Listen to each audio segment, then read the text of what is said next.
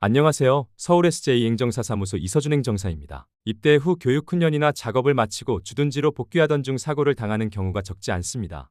국군통합병원에서 치료를 받았음에도 불구하고 전역 이후까지 후유증이 남아서 취업 활동조차 어려운 분들도 실제로 많습니다. 특히 군인, 경찰, 소방관과 같이 현장 중심의 직무를 수행하는 경우에는 외상으로 인해 어깨에 와순이 파열되는 부상이 자주 발생합니다. 이러한 어깨 부상은 적절한 치료를 받더라도 이후 습관성 탈구나 운동 기능 제한 같은 후유증으로 이어지는 경우가 드물지 않습니다.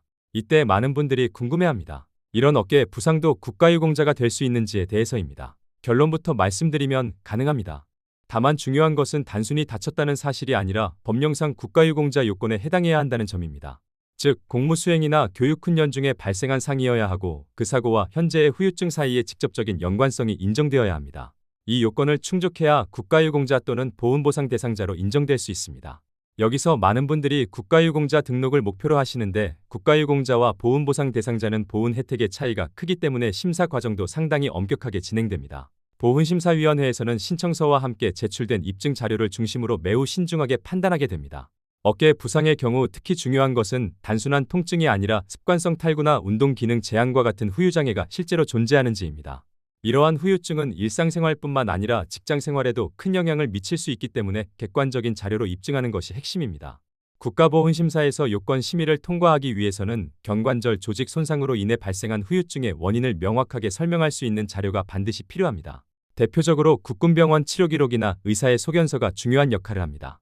국군병원의 경우 기록이 장기간 보관되기 때문에 비교적 확보가 수월한 편이지만 문제는 민간병원입니다. 민간병원은 일정 기간이 지나면 의무기록이 폐기되기 때문에 시간이 지나면 중요한 입증 자료가 사라질 수 있습니다. 따라서 민간병원에서 치료를 받은 이력이 있다면 기록이 폐기되기 전에 반드시 확보해 두는 것이 매우 중요합니다.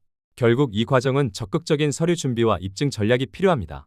군인이나 경찰로서 공무 수행 중 부상을 입고 당시 의료 기록이 남아있다면 전역 이후에도 누구나 국가유공자 등록 신청이 가능합니다.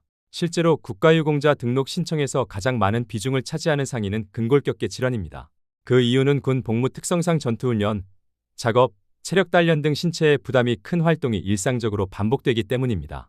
또한 입대 전에는 경험하지 못했던 강도 높은 업무를 단기간에 익히면서 충분한 적응 과정 없이 현장에 투입되는 경우도 많기 때문에 인대 손상이나 연골 손상, 허리 디스크와 같은 질환이 빈번하게 발생하게 됩니다.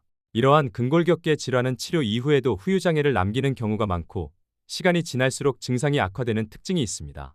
결국 노동 능력 저하로 이어지기 때문에 군 복무 중 발생한 사고라면 반드시 보상을 받을 수 있도록 준비해야 합니다. 보훈심사에서는 가장 먼저 해당 질환이 보상의 대상이 되는지를 판단합니다. 즉, 신체에 가해진 외상의 정도와 그로 인한 손상이 과거 병력과 무관하게 직무 수행 중 발생한 것인지가 핵심입니다. 이 부분이 의학적으로 인정되어야만 공상 요건 심의를 통과할 수 있습니다.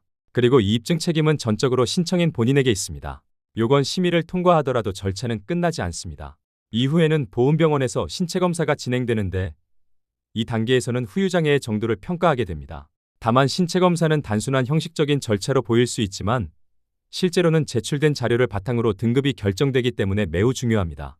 관절의 불안정성, 운동 제한, 신경학적 증상 등 후유장애가 객관적으로 입증되지 않으면 등급 기준에 미달될 수 있습니다.